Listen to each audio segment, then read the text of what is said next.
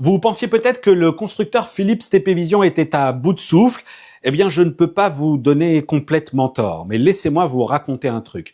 Sur le premier semestre de 2025, je vous avais d'ailleurs moi-même sensibilisé sur la situation de cette marque sur le marché TV qui est très compétitif, mature, avec une faible croissance et finalement assez peu de renouvellement.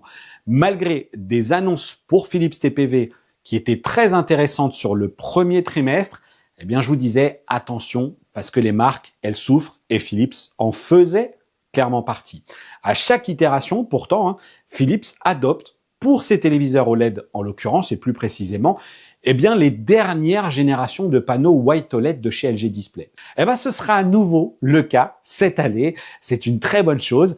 Mais sauf que là, on a un paramètre très important, c'est que ce second semestre de 2025, il s'est avéré particulièrement positif pour eux, a fortiori sur notre marché français, avec de bons résultats dès le mois d'août, dès l'été, et un beau Black Friday et une croissance de 5 points qui les aurait même fait passer 4e sur certaines semaines, donc comprenez devant LG Electronics.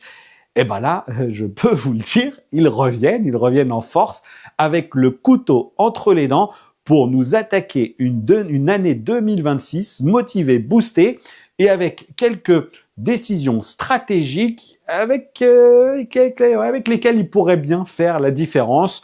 Mais l'avenir nous dira à vrai dire si c'était des choix judicieux. Allez, dans cette vidéo, je vais donc vous parler des téléviseurs OLED, mais d'autres seront publiés au fur et à mesure et c'est pourquoi j'ai créé une playlist Philips TV 2026 qu'il vous conviendra de garder à l'œil si vous le souhaitez et surtout ça me permettra peut-être durant toute l'année de bien segmenter les sujets et là donc on va attaquer les téléviseurs OLED.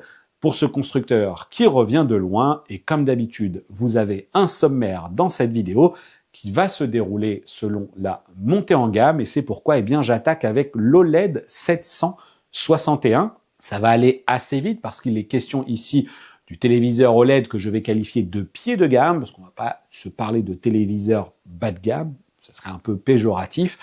Et je fais la même chose pour des séries B de chez LG Electronics qui eux aussi, cette série B va se positionner devant l'OLED 761. Sachez que pour l'instant, je n'ai aucun tarif qui est annoncé pour ces modèles OLED. Aucun. Donc, pour toute la gamme. Donc, il va falloir s'abonner, cocher la petite cloche des notifications, rester attentif pour en savoir plus.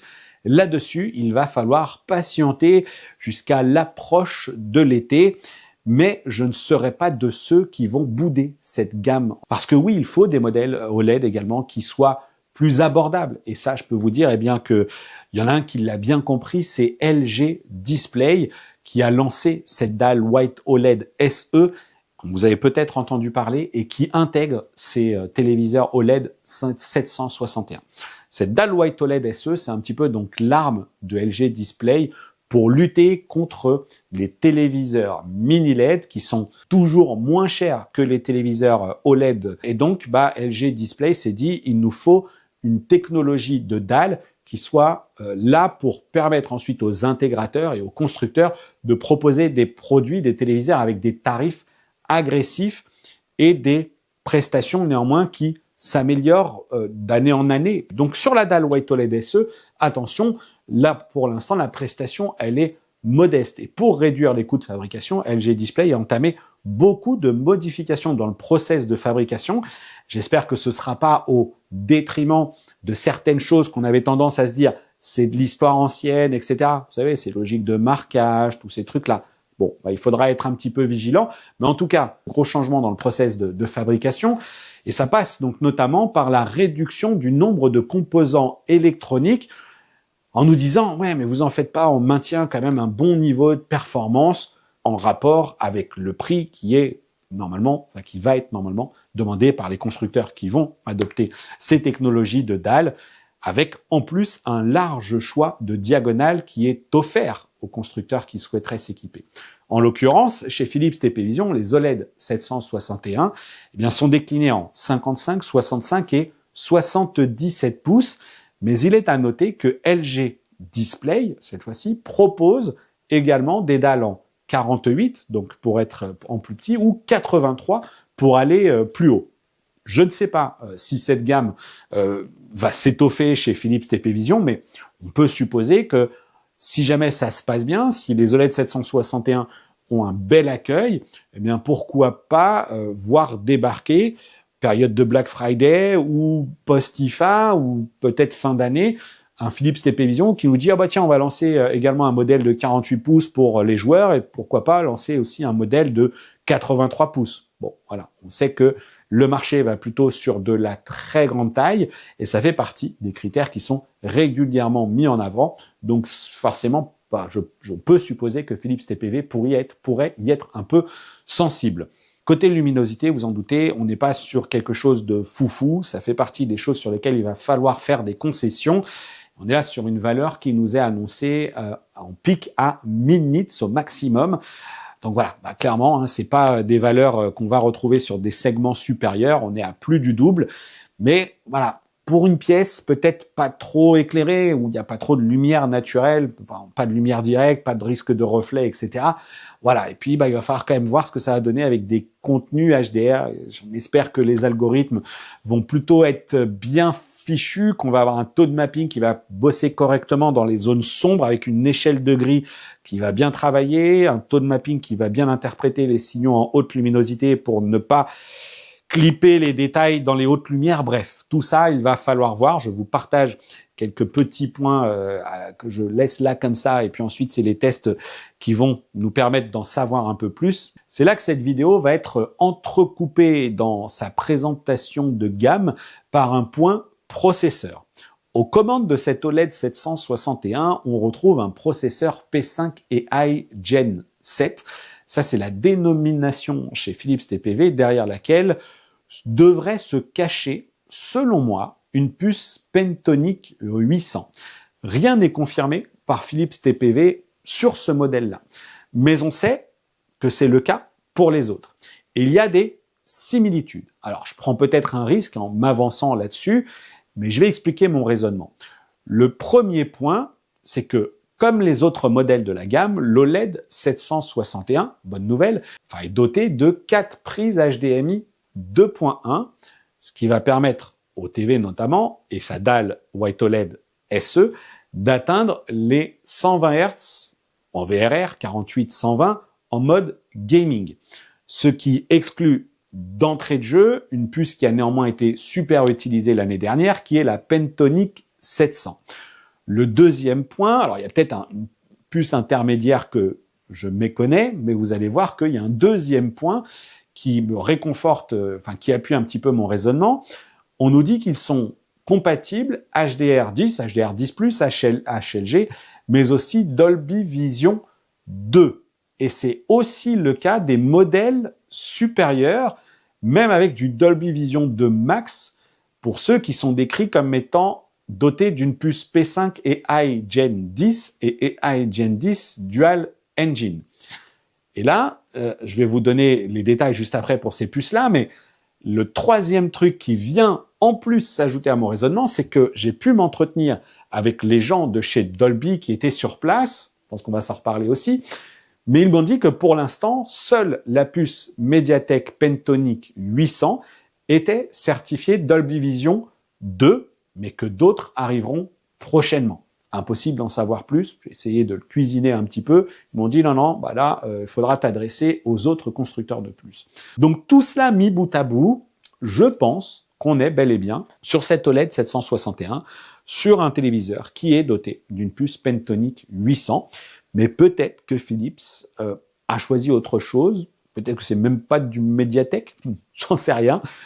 En tout cas, moi, je vous pose ça là. Et puis surtout, j'en reviens à ma puce P5 AI Gen 7, où on va retrouver quand même des traitements associés à l'intelligence artificielle, comme l'AI Adaptive Intelligence, ou l'AI Ambient Intelligence V2, ou encore l'AI Adaptive Gamut Enhancer, qui sont en fait quelques-unes des briques qui sont sur ce modèle de 2026 et qui auront pour objectif d'améliorer la qualité de l'image. Et là encore, eh bien, j'ai eu un briefing technique, cette fois-ci avec Danny Tak, durant lequel, à la fin de ce briefing, je suis allé le voir en lui disant « Mais qu'est-ce que, dans tout ce que tu nous as montré, qu'est-ce qui s'applique à une plus plutôt qu'une autre, etc. » Et là, il m'a dit « Bah attends, bouge pas, j'ai un slide. » Et effectivement, il m'a affiché ce slide. Alors, vous le retrouverez peut-être par ailleurs, parce que j'avais des confrères qui étaient avec moi, mais il m'a affiché ce slide et je vous le partage, ce document, où on voit bien la montée en gamme. Et je vais vous l'ajouter, vous en faites pas, avec les autres modèles. Donc, pour en revenir cette fois-ci à mon OLED 761, et pour conclure même, je vous ai dit, c'est compatible 48-120 Hz pour la partie gaming. J'ajouterais qu'on a aussi les certifications FreeSync Premium de AMD. On a également du NVIDIA G-Sync.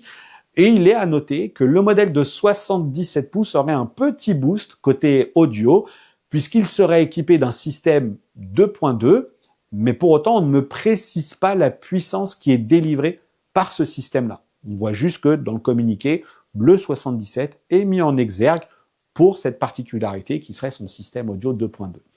L'OLED 761, c'est évidemment une compatibilité Ambilight et Ambiscape. Ambilight, 3 côtés. Il est disponible, l'Ambiscape, sur la totalité des modèles dont on se parlera sur la chaîne, mais j'ai une vidéo qui est consacrée à l'Ambiscape. Je vous mets quand même quelques images ici, et elle s'affichera dans la playlist consacrée à ces annonces Philips TP Vision de 2026, dans la description, ou tout simplement en fin de cette vidéo.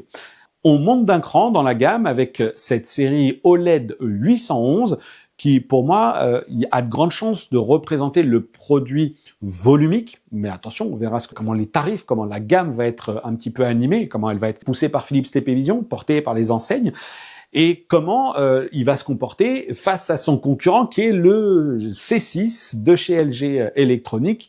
Mais attention, on sait que cette année, chez LG, la donne va sérieusement changer parce qu'on sait que ce C6 en 77 et en 83, eh bien, ces deux modèles vont embarquer des dalles tandem OLED RGB et que si jamais le positionnement tarifaire est bien réfléchi de la part du constructeur sud-coréen, je pense qu'il y a un petit carton qui peut être attendu pour ce modèle quand on sait qu'on est sur des dalles qui sont quand même moins performantes que ce que l'on va retrouver sur le G6, mais qui se rapprochent des prestations du G5. Ouais, je pense que ça peut faire un petit carton. Bref, ce sera en tout cas un modèle, un concurrent dans les grandes versions, dans les grandes diagonales en 77 et 83. Ce sera un concurrent sérieux à cette OLED 811 de chez Philips, qui lui exploite une dalle OLED EX, pour laquelle le pic de luminosité est annoncé quand même à 2500 nits pour sans doute les plus grandes versions, je pense à partir de 55 pouces, parce qu'il est quand même également décliné en 42, 48, 55, 65 et 77 pouces. On nous annonce, je pense donc que 42 et 48 seront moins 10 ans en matière de luminosité et auront peut-être certaines limitations aussi techniques qu'il va me falloir détailler avec les équipes françaises quand on aura bien toutes les fiches techniques. On nous annonce également une couverture de l'espace colorimétrique DCI-P3 de l'ordre de 98%. Et surtout, désormais, avec un tel niveau de luminosité, on passe sur une certification Dolby Vision 2 Max. Et j'ai d'ailleurs eu quelques démos de cette techno durant laquelle j'ai pu apprécier l'efficacité du capteur de luminosité ambiante sur ces contenus sombres. On voit bien que l'impact et la latence est très faible d'ailleurs. On a un bel impact sur l'image qui ressort bien. L'Authentic Motion également, qui sera aussi là pour assurer cette fois-ci la meilleure interprétation, reproduction plutôt devrais-je dire, de la fluidité de l'image. On sait que c'est un sujet très très important pour beaucoup de monde, cet effet de saccade des contenus 24p qui ne convient pas à tout le monde. On sait que c'est de plus en plus présent par le fait que les dalles sont de plus en plus lumineuses, qu'elles sont également de plus en plus grandes, ce qui au pouce représente une densité de pixels moins grande, et a fortiori quand on a des technologies de téléviseurs qui sont l'OLED, eh bien, on a cet effet de saccade qui est plus marqué puisque, eh bien, les pixels sont auto-émissifs et donc ils ont cette capacité à réagir très rapidement dans leur état, là où une technologie LCD change un peu, atténue peut-être un petit peu ce phénomène, mais il est également présent. Ce sera naturellement profitable que cet Authentic Motion. Et ce moteur de compensation, désormais, eh bien, il va respecter le souhait du réalisateur tout en étant capable de se balader sur une plage de fréquences variable qui permettra donc de lutter contre le phénomène de saccade sans aller trop loin et sans reproduire cet effet caméscope un peu trop prononcé. Tout cela, ça rentre désormais sous la prise en charge de la puce Pentonic 800 qui cette fois-ci est bel et bien précisée. C'est cette puce-là qui est intégrée dans cette OLED et il prend ici la dénomination P5 AI Gen 10, sous-entendu Single Engine. Je vous ajoute également donc là la capture du tableau avec la montée en gamme où on voit notamment apparaître des choses du côté du tone mapping avec l'Advance HDR V2 ou du bidirectional tone mapping V2. Et alors je vous affiche ici le tableau qui résume les différences de traitement qu'il y a entre le Dolby Vision 2 classique et le V2 Max avec quelques technos que j'ai évoqués déjà juste avant.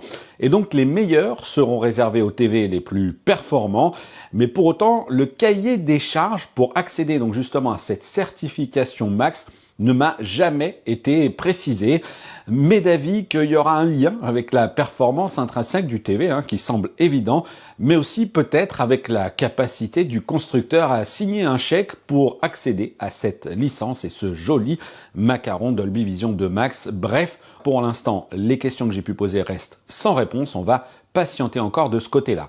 En tout cas, côté Philips, on a aussi des technologies maison qui sont très prometteuses et surtout qui vont se charger des autres contenus qui ne sont pas cette fois-ci du Dolby Vision.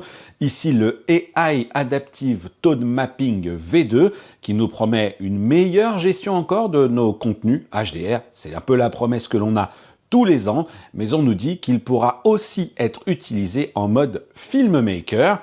Attention aux dérives qui seraient un petit peu trop présentes liées à ce surtraitement et qu'il serait néanmoins capable de reproduire ou en tout cas de simuler des contenus HDR10+ à partir de contenus HDR10.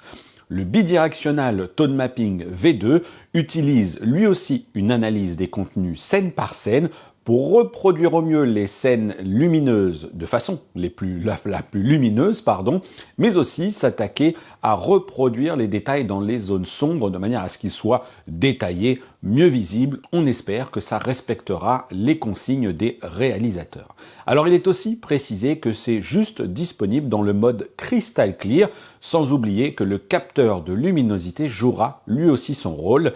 Et puis Danitac clôt même ce sujet des traitements maison en ajoutant ici ces quelques slides qui indiquent que de toute façon le P5 AI Engine, comprenez Single Engine ou Dual Engine, travaille au-delà des sources Dolby Vision et ils ont donc une alternative côté traitement qui s'applique aux autres types de contenus pour ne pénaliser personne. Alors bien entendu, c'était déjà le cas par le passé, mais j'ai eu un peu l'impression qu'il tenait à le rappeler, donc on verra si ça paye lors des tests. Parmi les petites choses qui sont un peu subtiles, on note aussi l'ajout de AI Game Detection et d'une Game Bar 3.0, non plus 2.0, avec une dalle qui est certifiée FreeSync Premium, G-Sync, mais surtout compatible 165 Hz. Le constructeur, encore une fois, évoque la présence d'un système audio, cette fois-ci de 70 watts pour cette gamme, sauf pour le modèle de 42 pouces qui, lui, intégrerait un système 50 watts. Patientez là aussi pour avoir un peu plus de détails, on attendra les fiches techniques. Enfin, cerise sur le gâteau, cette gamme OLED est montée sur un joli pied central, dont le design est d'ailleurs baptisé Circle Cut, sauf pour le modèle 77 qui est équipé de pieds métalliques. Eh bien, ce téléviseur, il peut être pivoté pour être mieux orienté vers les téléspectateurs et ou lutter peut-être contre de potentiels reflets d'une lumière ambiante, qu'elle soit électrique ou naturelle. Les deux derniers modèles, cette fois-ci, qui chapeautent un petit peu tout le monde, eh bien, ce sont les OLED Plus, qui eux aussi connaissent une montée en gamme, puisqu'on a un OLED Plus 911 et un OLED Plus 951. C'est vraiment lui le modèle le plus haut de gamme. Comme l'année dernière, on a des choix techniques qui sont faits de la part de Philips. D'abord, côté processeur, on est sur la même puce que l'OLED 811, sauf qu'ici, on est sur une dalle tandem OLED RGB Gen 2 ou Meta 4.0 ou Primary Tandem OLED RGB, ce qui devrait nous donner des valeurs en pic de luminosité qui devraient être entre 3700 et 4500 nits en pic et entre 350 et 400 nits pour le full white, à savoir lorsque la mire occupe la totalité de la surface de la dalle. Alors vous aurez peut-être lu des choses d'ailleurs indiquant ce pic de luminosité à 4500 nits, mais c'est en fait la valeur la plus élevée qui a été partagée dans le communiqué de presse sans plus de précision, sauf que lors de la session technique qui était organisée à Berlin, eh bien on pouvait lire rapidement sur cette slide que j'ai capturée les deux valeurs que je vous ai partagées. Et j'ajouterais qu'il faudra aussi patienter jusqu'au test en plus pour savoir s'il s'agit vraiment de valeurs tenues. J'ai des doutes, je pense qu'on va se parler ici de valeurs de flash peak avec un 3007 et un 4500 nits sur des mires à 3% pendant un court laps de temps avant que la luminosité se stabilise à un moindre niveau. Néanmoins, eux, ils annoncent cela, mais on sait surtout, dans le cas présent, que l'OLED Plus 951 est certes doté du même panneau LG Display, sauf que dans le cas de ce modèle, le processeur est lui appelé P5 AI Gen 10 Dual Engine. C'est la même chose que l'année dernière, on avait un OLED Plus 910 et un OLED Plus 950, et ce que revendiquait l'OLED Plus 950, eh bien, c'était cette notion de boost dans la partie spéculaire, c'est-à-dire dans les lumières spéculaires, elles étaient plus intenses, plus lumineuses. Sachez que dans cette partie P5 AI Gen 10 Dual Engine, c'est toujours la puce Pentonic 800 à laquelle Philips couple un coprocesseur qui leur permet d'atteindre cette logique de boost de luminosité. Je pense qu'il y a également peut-être un travail qui est fait dans la gestion thermique. J'ai encore assez peu d'informations là-dessus. J'espère pouvoir en avoir à un autre moment. D'ailleurs, pour tout vous dire, j'avais initialement réservé un créneau d'interview avec Danitac, mais il y a un point très important que je n'ai pas précisé, pas si important que ça, mais en fait, je ne sais pas si vous avez suivi, mais il y a eu des grèves à Berlin et en fait, au lieu de rester 2 jours sur cet événement, alors on devait avoir une pleine journée avec les équipes de Philips CP Vision et repartir le lendemain, eh ben on a dû tout faire en une après-midi. C'est-à-dire qu'on est arrivé effectivement dans la matinée, j'ai tourné dans l'après-midi, mais en une après-midi très courte, puisqu'on a dû quitter les lieux un peu avant 17h. Donc finalement, c'est allé très très très vite. Néanmoins, et c'est là que on va pouvoir commencer à analyser le truc, néanmoins, vous pouvez voir qu'il y a quelques différences qui sont encadrées dans le tableau, dont justement ces fameuses Specular Highlights, mais aussi le Smart Bit Enhancement 3.0 qui devrait peut-être contribuer à un phénomène dont on s'est déjà pas mal parlé sur les logiques OLED, contenu Dolby Vision, mais aussi téléviseur, Philips TP Vision, à savoir le phénomène de banding et de postérisation. Quand on monte là aussi en puissance lumineuse, ça peut commencer à être plus visible. Mais c'est aussi pour cela que les constructeurs vont rajouter des bits, entre guillemets, vont produire des signaux avec plus d'informations ou être capables de traiter des signaux avec plus d'informations. Ensuite, ils sont naturellement, entre guillemets, dégradés pour s'accommoder sur ces dalles qui restent des dalles 10 bits, mais ils sont capables ensuite d'exploiter plus de métadata pour limiter les risques de banding, etc. On voit aussi qu'on a le AI Machine Learn Sharpness pour la netteté et le piqué de l'image. Le processus d'upscaling devrait être un peu meilleur. Et en tout cas, je l'imagine. Et puis, on a aussi cette Game Bar 3.0, comme sur le 811, mais qui cette fois-ci est complétée par une fonction appelée Minimap Zoom. Bon, là, je ne sais pas si c'est lié au fait que ce soit du Dual Engine ou pas. Peut-être que l'affichage, peut-être que la puissance qui est apportée par cette double puce permet de réaliser ce genre de choses, mais on les retrouve déjà sur d'autres TV qui n'ont pas spécialement de puce. Bon, voilà. Bon, en tout cas, pour les quelques différences qui pourraient permettre à ces deux modèles de se distinguer sur la partie processeur et donc sur la montée en gamme. Mais il y aura une différence qui sera bien plus visible, c'est la présence de la barre de son sur l'OLED 911 qui ne sera pas sur le 951, sur l'OLED Plus 951. Là encore, comme l'année dernière, sauf que cette année, je ne sais pas ce que vous en pensez, mais je trouve que l'intégration de la barre de son est moins réussie. Je ne sais pas trop pourquoi les équipes ont souhaité la raccourcir entre guillemets comme ça sur les côtés. Je trouve qu'avoir deux largeurs, la largeur du TV plus la largeur de la barre de son, ça fait un peu un truc à deux niveaux, deux étages. Puis surtout, je me dis que ça laisse d'autant moins de place sur la largeur pour séparer les voix, voix gauche, voix centrale, voix de droite. Et pourtant, il revendique justement une disposition comme ça et du travail qui a été fait là-dessus. Et voilà, je trouve que c'est étrange ce que Philips nous a fait. Alors oui, il y a Philips pour la partie conception, mais surtout, faut pas oublier que derrière, ce qui est à l'intérieur plutôt de cette barre, eh bien, c'est du Bowers & Wilkins. Hein. Donc ça aussi, partenaire historique de Philips sur ses modèles haut de gamme. Et on a donc une conception barre de son, système audio 3.1 qui est un peu différent, nous dit-on, dans les versions 48 et 55 pouces versus les versions 65 et 77 pouces. Donc 48-55 auront la même composition que 65 et 77. Bon, on a eu également une démonstration dans une salle qui était là, pas très très grande, mais je vous cache pas que j'y suis pas resté. Franchement, j'ai commencé à assister au truc, mais pas très longtemps. D'abord parce que j'ai préféré ressortir de la pièce et tourner d'autres images. Parce que je vous l'ai dit, on va en avoir quelques-unes des vidéos sur cet événement, Philips TPV, et j'espère pouvoir vous les publier en flux tendu assez rapidement, mais dans l'absolu, on a le temps. Et puis surtout, le système audio, donc la barre de son du téléviseur, elle était couplée à un caisson de basse externe.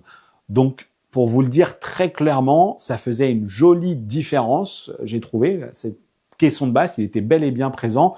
Donc du coup, pour moi, la démo, elle tenait pas la route et j'ai laissé tomber. Néanmoins, sachez bien que le système est doté de deux nouveaux, donc la barre de son, cette fois-ci, elle est dotée de deux nouveaux haut-parleurs médium de 45 mm en fibre de verre, ainsi qu'un tweeter à dôme en titane de 19 mm avec tube Nautilus amélioré. Et pour éviter tout risque de vibration, eh bien les deux HP médium sont montés sur des supports TPE à fort amortissement pour les isoler du châssis. Voilà, ça c'est le côté non, ça ne vibrera pas même si vous envoyez la sauce.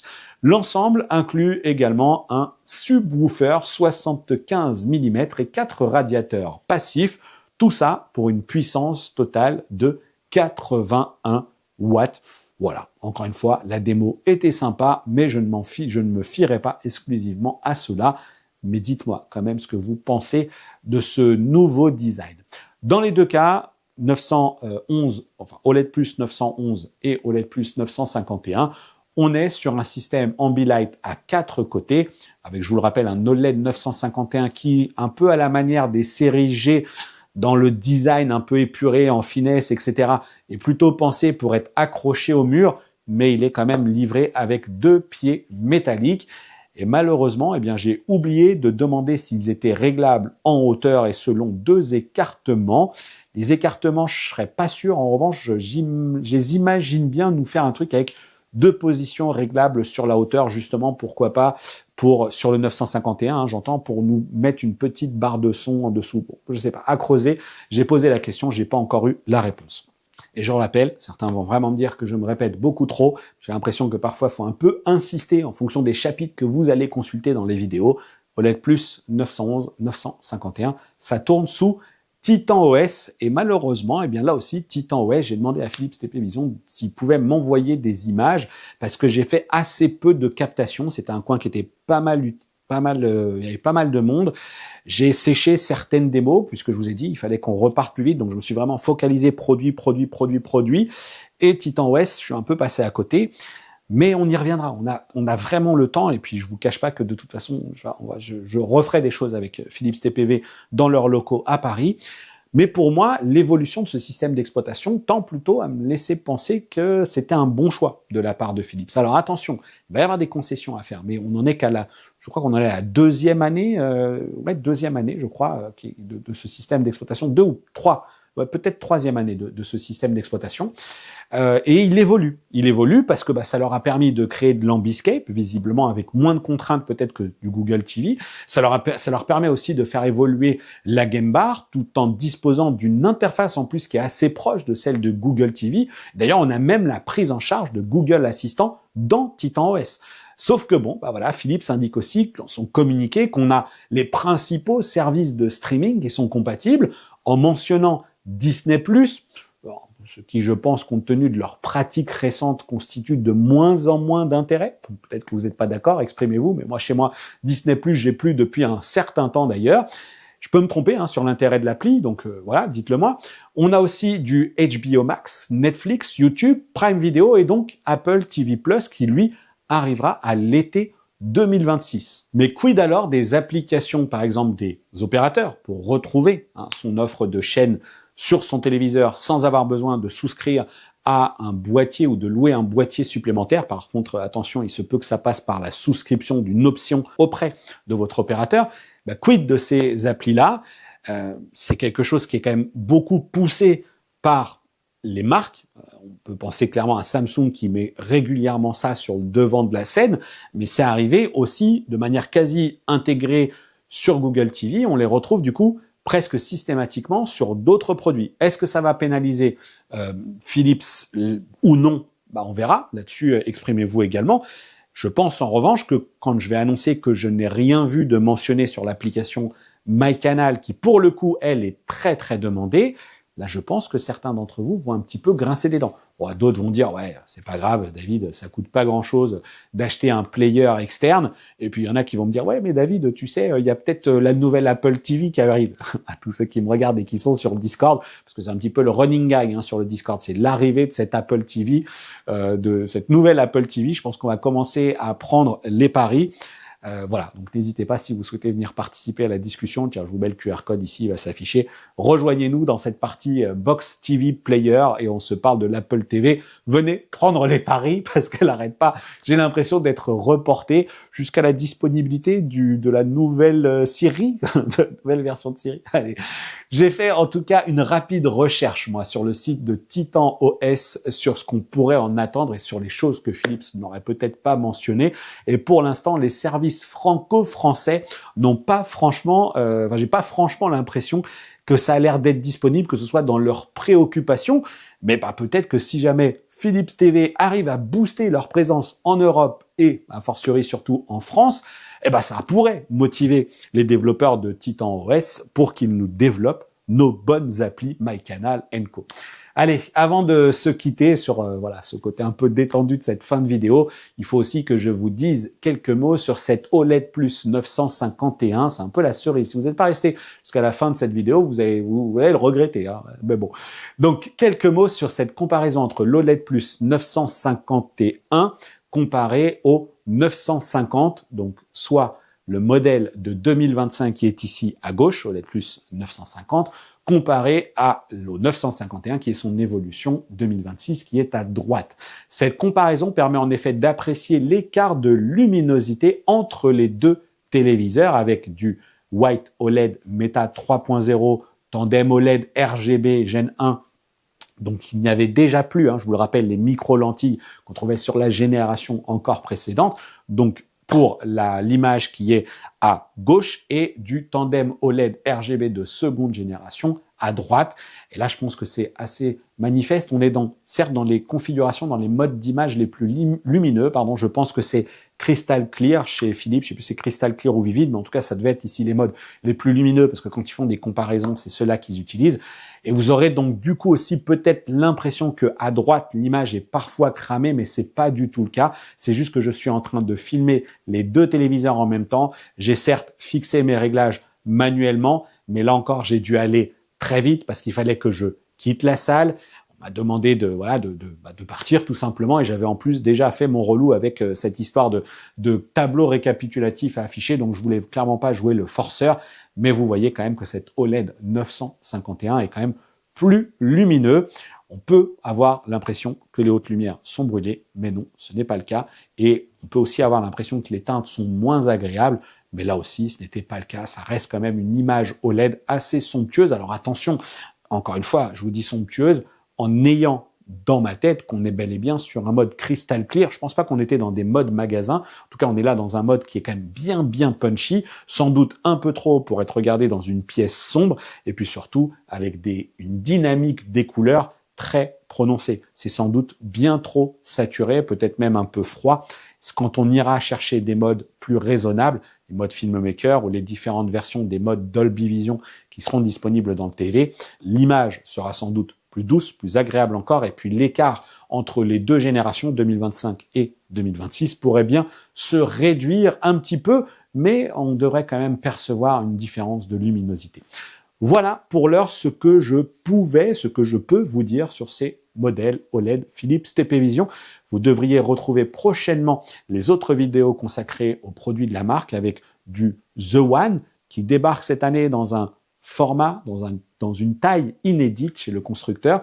Si jamais vous avez suivi mes shorts, eh bien vous savez déjà de quelle taille il s'agit. Sinon, eh bien il va falloir revenir. Et puis je vous parlerai aussi surtout du mini LED RGB qui finalement lui a presque moins été mis en valeur par le constructeur. C'était un petit peu regrettable.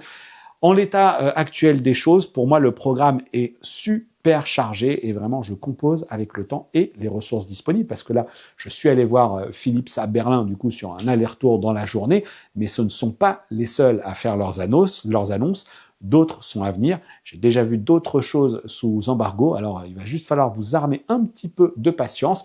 Abonnez-vous si ce n'est pas déjà fait. Likez, partagez, faites du boost, abonnez-vous à cette chaîne en étant membre. Bref, donnez-lui toute la force nécessaire ou toute la force que vous souhaitez. Vous pouvez même être membre moyennant une adhésion que j'ai placée à 99 centimes par mois. Mais faites le calcul, si seulement la moitié d'entre vous, même peut-être même juste ceux qui vont regarder cette vidéo, qui regardent mes vidéos, avait souscrit cette option membre à 99 centimes, je peux vous assurer que je serais beaucoup moins stressé au quotidien. Allez, je vous dis à très bientôt en tout cas pour une prochaine vidéo sur la chaîne et d'ici là, portez-vous bien. Ciao!